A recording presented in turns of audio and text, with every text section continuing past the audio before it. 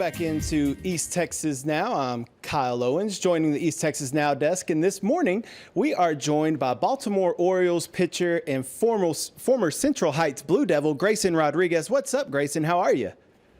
Nothing much. How are y'all doing today? Oh, we're doing well. We're doing well. Well, first off, I want to talk about your outing on Sunday against the Tampa Bay Rays. Had a perfect game going into the sixth inning. My first question is, did you realize you had a perfect game? And then just talk about that start on Sunday and picking up your seventh win of the year. Yeah, didn't really realize it until the sixth inning, the start of the sixth inning, when I went 3-2 on the first batter of the inning, and I was like, dang, I don't think anybody's been on first base today. So I kind of realized it there last second, but I was able to throw the fastball well. The Rays are obviously an aggressive team. They're very aggressive, a lot of early count contact, so that's really all I was trying to do that day.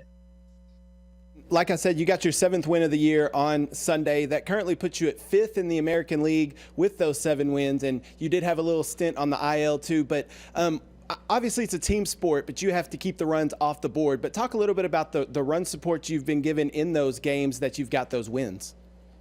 Yeah, obviously our team, I think, is first in the MLB in runs scored, a lot of hitting categories. Our lineup's pretty elite. There's a lot of big bats in it that get to swing it every night, and it's a lot of fun to watch it happen. And especially being a starting pitcher, you really can't ask for anything more, because that when you're out there pitching, that lineup's going to produce runs for you night in and night out. And so far that's been the case, and thankfully we've been able to win some games, and we hope to see that keep going. All right, well, I want to talk about you got a win against the Yankees earlier this year. Then you went on the IL with some right shoulder inflammation. You just came back. You've had about 3 or 4 starts since that injury. How's the shoulder feeling, and what was that rehab experience like?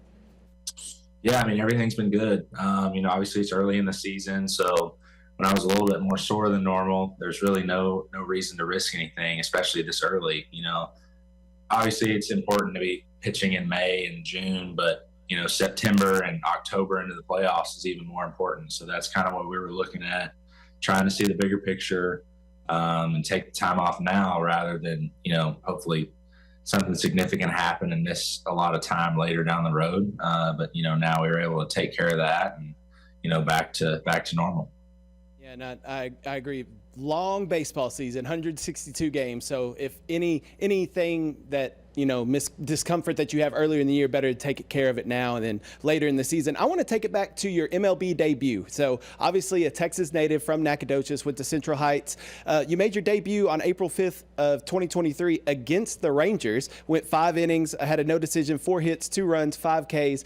What was that experience like, being able to pitch against your home state team, the Texas Rangers, in that ballpark?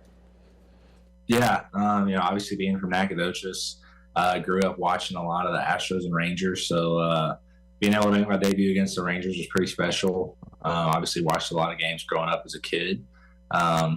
Being able to make my debut there, I think, was even better in Texas, and that a lot of my friends and family could be there. The drive's short, so I mean it was a dream come true, that's for sure, especially to make my debut against the Rangers. Absolutely. And what has this big league experience been like for you? You've been in the big leagues now 2 seasons, and just what is the experience being in Baltimore and the major league experience? What has that been like for you? It's been a lot of fun. I really can't even to begin to describe it. Obviously it's just a dream come true. It's something that you grow up dreaming about, ever since you're in T-ball, Little League. You watch baseball games on TV, and that's what you want to be. And to be able to see that, from this side of things is pretty special. To know that like those dreams are achievable, that it's really not that far away. That, if you put in the time, the effort, you play in the backyard with your dad or, whatever it may be, practice will make you better, and you practice enough, you can do it. And, it's been really special to see that, to get to interact with kids now that used to be in my shoes. I think that's probably the best part of the job. And speaking of that, obviously a big influence in the Nacogdoches area, being that you went to Central Heights. And what does what does that mean to you that you have kids from that area that are looking up to you now, like you were looking up to older guys as a role model for you in baseball, and now you have kids that are looking up to you? How special is that?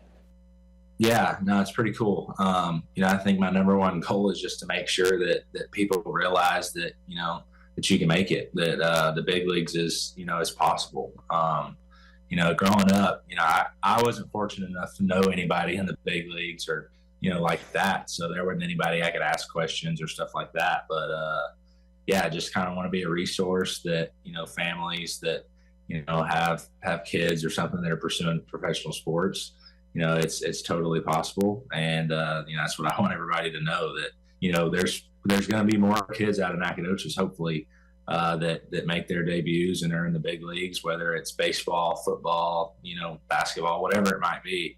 It's definitely possible. And speaking of Central Heights, there's another Central Heights Blue Devil, plays for the Chicago White Sox, Duke Ellis. He just got called up recently. So that's amazing that two kids from Central Heights High School have made it to the major leagues, and that's awesome, and it gives so much hope for those kids in that area. Well, Grayson, with you being a starting pitcher, you don't pitch every day, so kind of 4 or 5 days in between starts. What are the days in between starts? What does that look like for you? Really just putting in the work to make sure that you're prepared for that fifth day or that start day, I guess. Really, the first couple of days, making sure you take care of your body, whether it's like, soft tissue work in the weight room, just kind of making sure you get rid of that soreness. Obviously playing catch, throw a bullpen before the next start. That way it gives you time to work on something. If you struggled with sliders or changeups or curveballs or whatever you struggled with in the previous outing, the bullpen gives you a chance to fix that and, to give you a fresh start going forward to the next start. But mostly in between starts, really just making sure your body's right. I think for starting pitchers, 5 days seems like a while, but it takes every bit of those 5 days to get you feeling right, to go back out there and make another start. So I think the body health is the number one thing, and then obviously working on the craft and trying to tune your stuff up is second. All right, and one last question before we let you get out of here. When's your next projected start? This weekend? You got one coming up?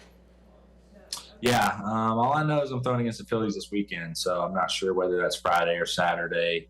They kind of let us know that a couple days beforehand. But yeah, all I know is I'm throwing against Philadelphia next, and go start getting ready for them today, watching tape and all that stuff on them, and see what we can come up with.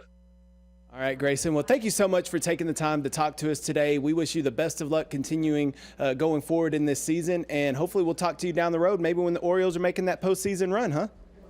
Sounds good. Thank you very much. All right, thank you so much, Grayson. Grayson Rodriguez. Yep.